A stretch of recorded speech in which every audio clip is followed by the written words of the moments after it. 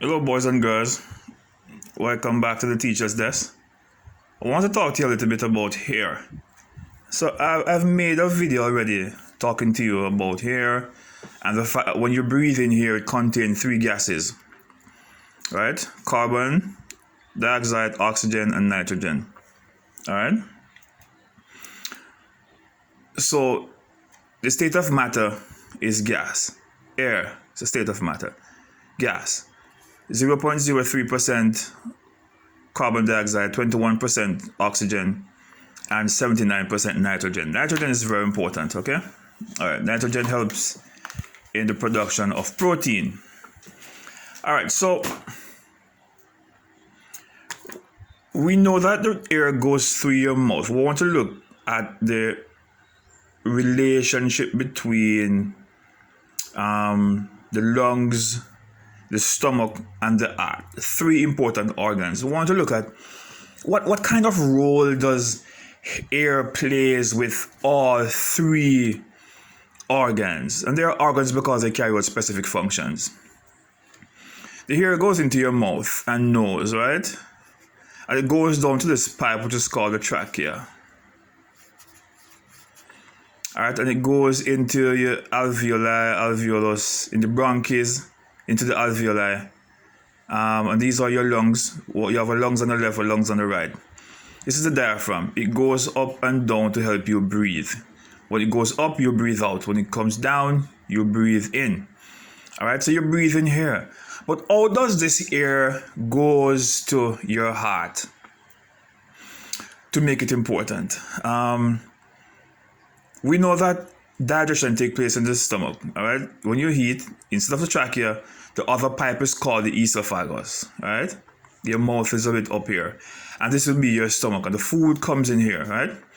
And we know that this is the small intestines, and this is the large intestine, right? So absorption takes place here in the ileum of the small intestines. All right.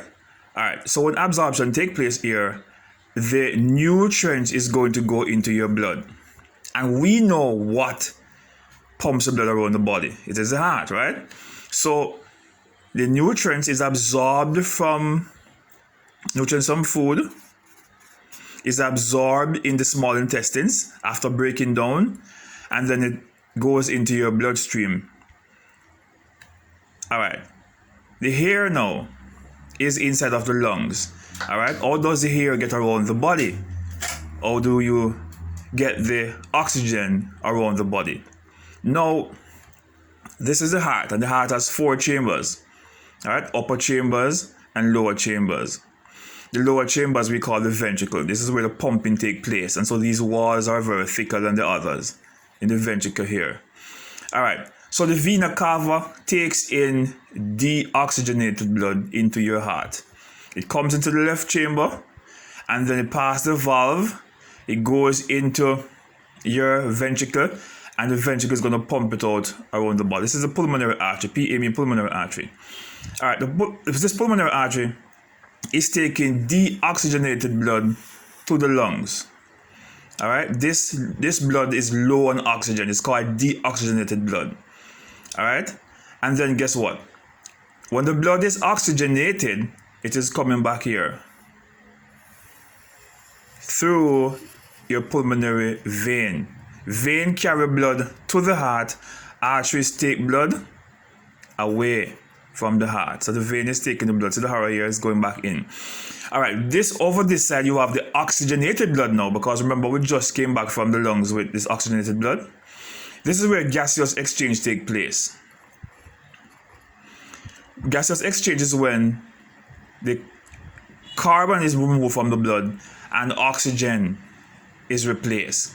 All right, and so the blood is now oxygenated. This blood going to the heart, into the lungs, is low on oxygen.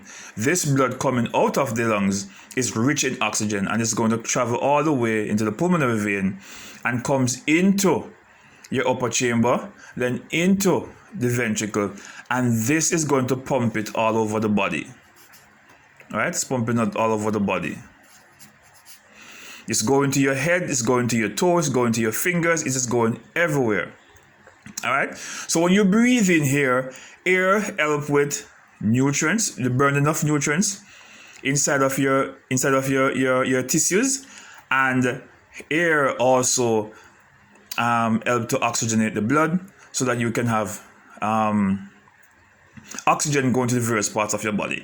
If you don't have oxygen in your head, your foot, your fingers, and your toes, you're going to feel cramp up, right? Because there's a small amount of oxygen.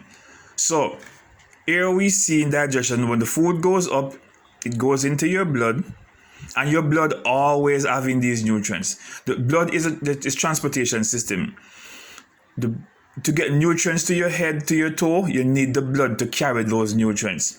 So the nutrients is absorbed into the blood, all right, to go to the various parts of your body. So we see here where the nutrients absorb into the blood, and the blood goes into, all right. So the blood moving this way or that way, it doesn't matter. Nutrients is still in it, but the important thing is that it is going to the lungs to get oxygen and come back, and carrying oxygen and nutrients to the heart and pumping it all over the body. So in this you have the oxygen, and you have your nutrients, right? And you have your oxygen in the blood going all over the different parts of your body.